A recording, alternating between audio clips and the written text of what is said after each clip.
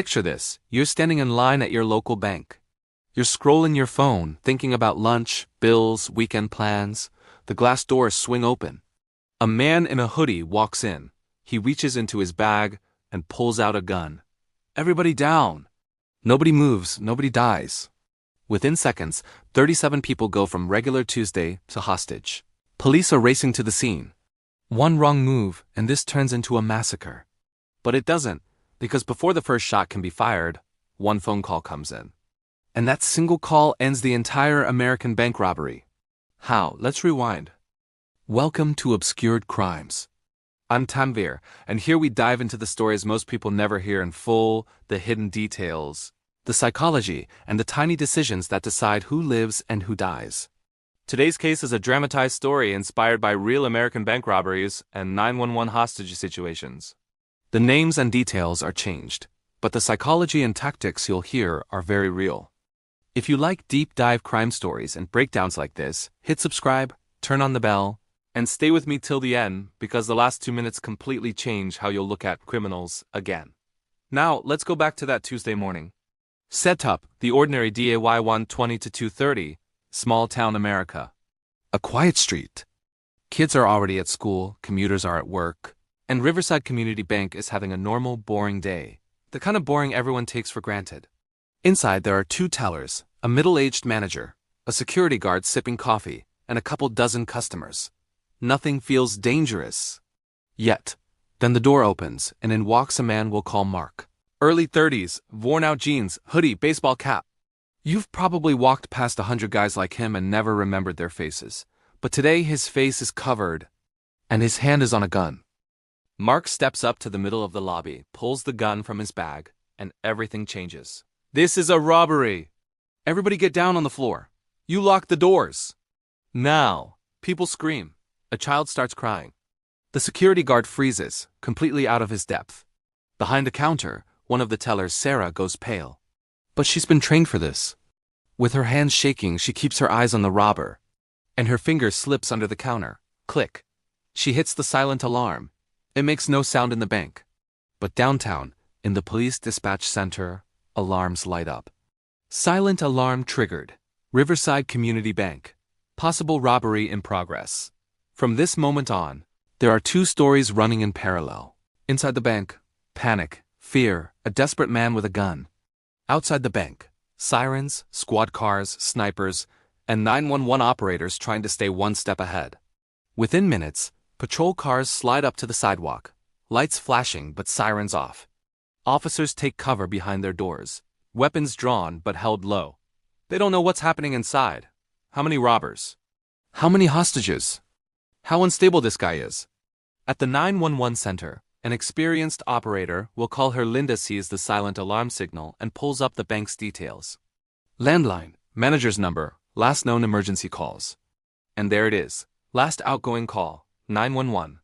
Duration, 6 seconds. Someone inside that bank tried to call for help and got cut off.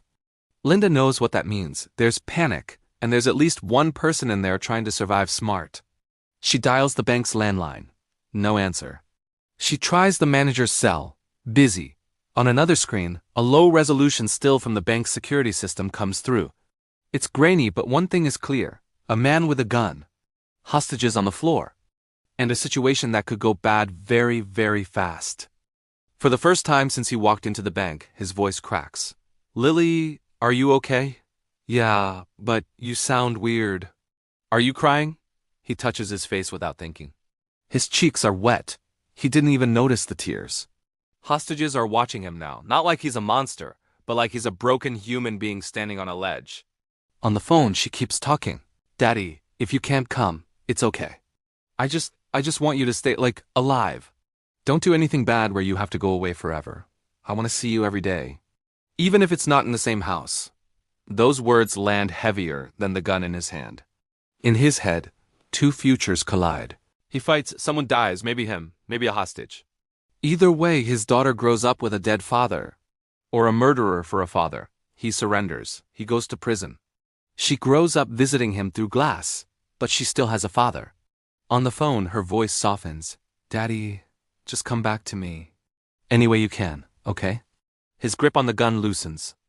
This right here is the moment that decides if 37 people live or die. He looks at the weapon, looks at the hostages, looks at the locked door, then in a slow, deliberate motion, he lowers the gun to the floor. People hold their breath. He kicks the gun away from himself, raises both hands in the air, and walks toward the front doors. "Officer," he yells, "I'm putting the gun down, don't shoot." "My hands are up." Outside, police snap to attention. Red dots from rifles settle on his chest, then lift away as they see his empty hands. Somewhere between the bank doors and the sidewalk, 37 people silently realize they're going to live. Resolution to 9 o'clock to 10 o'clock. SWAT teams flood the bank, clearing room by room. Guns secured. Hostages located. No shots fired. Paramedics check trembling hands, elevated heart rates, but no bullet wounds. The kind of ending hostage negotiators pray for but rarely get. In an interrogation room later, a detective leans forward. "You walked in there ready to risk everyone's life, including your own. What changed your mind?" Mark stares at the table for a long time. And he answers with 3 words: one phone call. He explains how hearing his daughter's voice ripped away the story he'd been telling himself. That he was already finished, that nothing mattered, that this robbery was his only option. "That call reminded me I wasn't just a failure or a criminal," he says. "I was still a dad, and she still needed me. Even if I'm behind bars, the court doesn't go easy on him. He gets years in prison." But here's what doesn't happen. There are no funerals for the people in that bank, no memorial for a slain teller, no headlines about officers forced to take a life. All because one little girl refused to stop calling her dad. There are 2 big truths hiding inside this story. First, timing is everything. A silent alarm. A half-completed 911 call. A daughter's call at the exact moment her father is about to cross the line forever. Tiny actions in a few seconds change dozens of lives. Second, most criminals aren't movie monsters. They're desperate, broken people making terrible decisions. That doesn't excuse what they do, but it explains why one reminder of their humanity, a voice, a memory, a phone call, can be enough to pull them back from the edge. And for the people on the outside, like you and me, there's a lesson too. If you ever witness something that feels wrong or dangerous, your safest move is to get yourself out of harm's way. And then make that call. To 911. To security. To someone who can help. You never really know when your one phone call might be the one that saves a room full of strangers. Outro CTA 11 o'clock to 11:40. So what do you think? If that phone hadn't rung, do you believe he would have surrendered? Or was this always going to end in violence? Tell me in the comments. I read as many as I can, and your take often shapes what I cover next. If this story gripped you, do 3 quick things for me. Hit like so more people see it. Subscribe to Obscured Crimes. And share this with someone who loves psychological true crime stories. I'm Tanveer. And this was Obscured Crimes, where the smallest details reveal the darkest turning points. Stay safe, stay aware, and never underestimate the power of one phone call.